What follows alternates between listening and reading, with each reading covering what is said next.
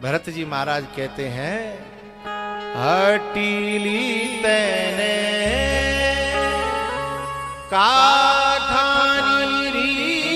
मन में राम सिय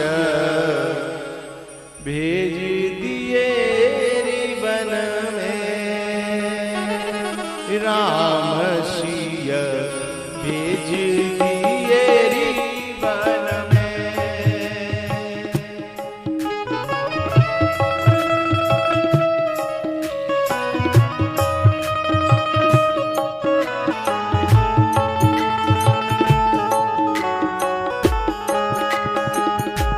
यद्यपि भरत तेरो ही जायो, यद्यपि भरत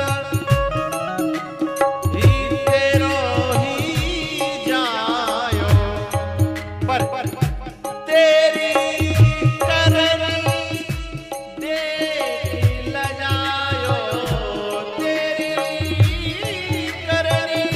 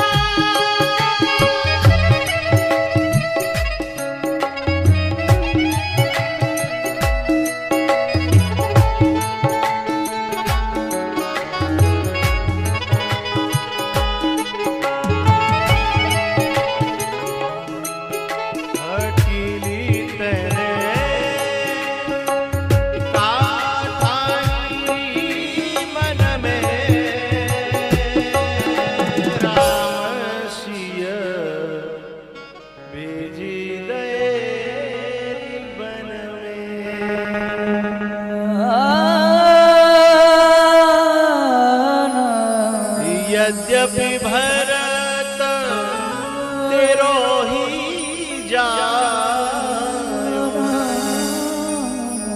तेरी करनी देख लजायो, अपनो पद तेने आप गवायो, भरत की नजरन में। मेरी माताओं से, मेरी बहनों से मेरी प्रार्थना है, आज भरत भी अपनी जननी को मां कहना नहीं चाहता। कहीं ऐसा दिन तुम्हारे सामने ना आ जाए कि तुम्हारा ही बेटा तुमसे मां कहने में शर्म करे, उसे शर्म लगे कि तू मेरी मां। हंस वंश दशरथ जनक राम लखन से भाई, और जननी तू जननी बही विदिशन कछुन बसाए। इसमें बड़ी गहरी कथा छुपी हुई है, खोलूं? कैकेयी को ऐसा कलंक लगा, ऐसा कलंक क्यों लगा? ये कलंक आज तक नहीं धुलाए, ये कालिमा आज तक नहीं धुली है। आज तक भी कोई अपनी बेटी का नाम कैकेयी नहीं रखता। क्यों? यहां भरत जी कहना चाहते हैं, जननी तू जननी भई। बोले हंस वंश दशरथ जनक, बोले मेरो हंस जैसो वंश, दशरथ जैसे मेरे पिता, राम जैसे भाई, लखन जैसे भाई, ये सब कुछ अच्छा है, पर तू मेरी जननी कहां से आ गई? और तू तो अपनी मां की मां निकली। इसमें बड़ी गहराई है। जननी तू जननी भई, तू मां की भी मां निकली। ये जो कैकेयी थी, इसकी मां बहुत ज्यादा जिद्दीली थी। इनके जो पिताजी केक थे, वो पशु पंछियों की भाषा समझते थे। वो जो विद्या उन्होंने पढ़ी थी, तो एक दिन थाली में से एक चींटी जो है शक्कर का, गुड़ का कण लेके जा रही थी। आगे से एक चैंटा आयो, चैटा ने कही कि तू मुझे दे दे और लिया, चूंकि मैंने को मोटा हूं थारी में दिखूंगो तो घुसन नहीं देगा, और तू छोटी सी है दिखना रही। उन दोनों की बात है रही तो राजा केक को हंसी आ गई। अच्छा, नारियों को जो है ना ये लगती है कि जो मुंह पे हंस रही है। अब वो जिद पर गई, तुम क्यों हंसे बताओ।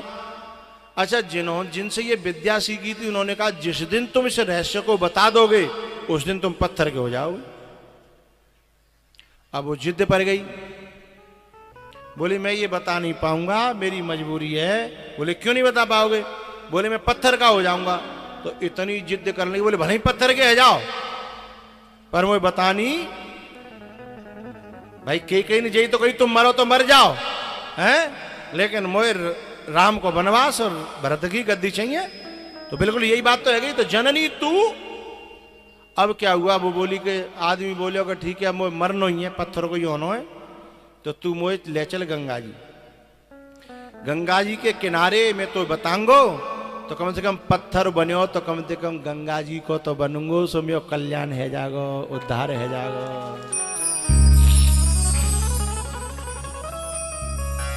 अब ये गंगा जी लेके चल दी मरवावे के लिए हैं।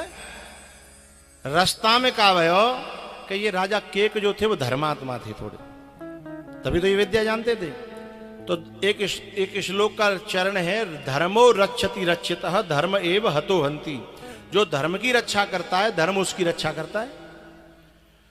तो धर्म जो था वो राजा केक की आंख खोलने के लिए रास्ते में आ गया, जोड़ा बना करके बकरी और बकरा का। बकरी चर रही थी, वो बकरा भी चर रहा था। तो एक जो है वहां कुआं था, कुआं में घास लटक रही थी।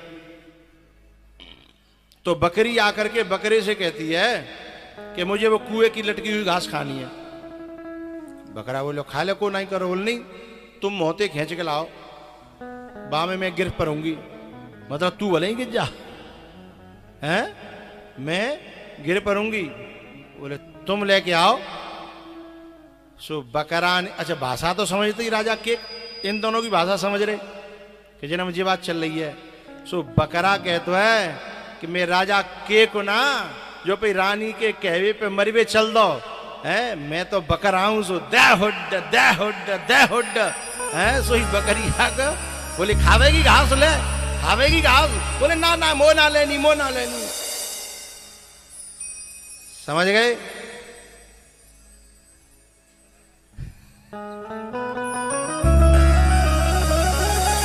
इस बात को भरत जी ने के कैसे कहा कि हंस वंश दशरथ जनक और राम लखन से भाई, जननी तू जननी भई विदिशन कछुन बसाय।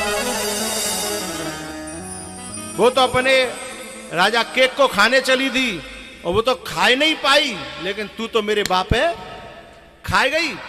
तो तू तो अपनी माँ की भी माँ निकली। तो मैया ऐसो कलंक लगो के कहिए, ऐसो कलंक लगो काय के कारण भैया भैया को अलग किया था हैं। तो ऐसी कभी कोशिश मत करना, भैया भैया को अलग मत करना। माँ बेटा को बोलो बोलो, अरे करियो चाहे मत करियो, बोल तो देव ने कहा माँ बेटा को अलग मत करना। भैया भैया को, चाचा भतीजे को, चाचा ताऊ को अलग मत करना। बस 10% ही यूं कर रही हैं, करना करेंगी। जो कछु तो प्लान बना के बैठी हैं हैं? कछुनों की चल रही होगी प्रोसेसिंग, वो कैसे कहने का वो नहीं करेंगे। पर मैं तो भैया आज चौथा दिन ही तो है गो हैं,